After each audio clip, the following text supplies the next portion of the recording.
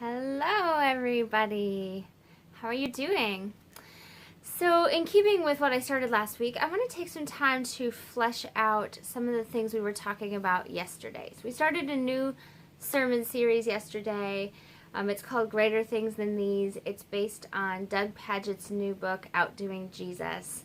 And yesterday we were looking at John chapter 2, verses 1 through 11, where Jesus turns water into wine. And I'm actually going to work backwards with the points. So our final point yesterday was we can love each other over and above ideas, agendas, or things. And the catalyst for that was that Jesus uses these giant stone jars, so 6 of them, 20 to 30 gallons each, that had normally been used for ceremonial washing, which means if it's used for ceremonial washing, you can't use it for anything else, especially not a party. And so Jesus is taking these things that were otherwise purposed for religious things and using them to just celebrate people, to fill a need for people, to care about people.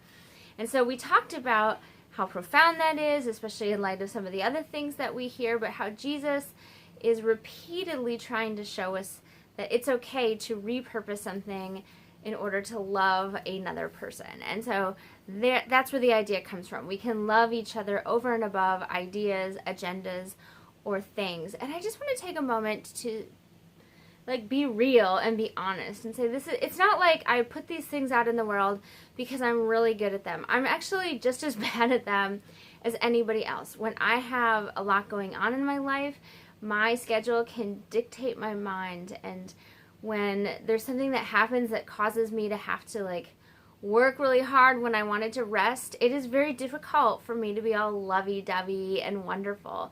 And so I had shared very briefly, right, this very room that I'm in, my kids had gotten these squishy balls, and they'd gotten them out of a treasure chest at a doctor's office, and they had complained that they were leaking, and they ended up in the trash, and that's all that I had heard. But later on in the day, and it was a 90-degree day, so figure 5 hours later, this red jelly goo that had exploded in this room has been baking on. So it was on the ceilings. Yeah, I can still see a little bit up there. It was on the walls. It was on the windows. It was all over the upholstery. It was baked on. And so it was so frustrating to have to clean on a Sunday night at 8:30 instead of just sit, and to not be able to use this room because we had to take all these cushion cover things off and wash them and dry them. It was just such a pain.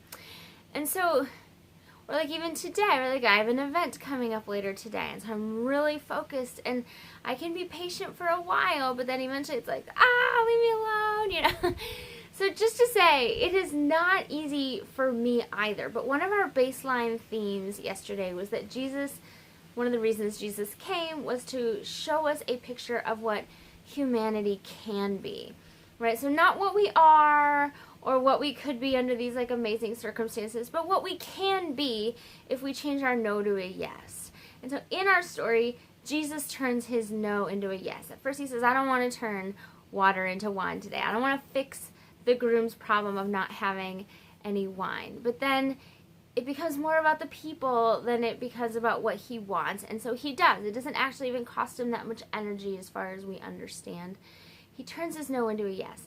And that's the opportunity that we also have, that when somebody comes and approaches us unexpectedly, when the schedule feels full and hectic, or right when something blows up in the house and it's so messy. I had a friend tell me she was making some sort of a toffee, I think with sweetened condensed milk, right? It's really sticky stuff, and somehow the can had exploded in their kitchen. And her husband came in, saw this gooey stuff just everywhere, and just started laughing. And they cleaned it up, and right, they lived to tell another day of life. And I think that's the thing. We have these moments where we can be angry and upset, or we can just deal with it as it is. We can accept our new reality, change our no into a yes. No, I don't want to clean this up, but yes, I'm going to.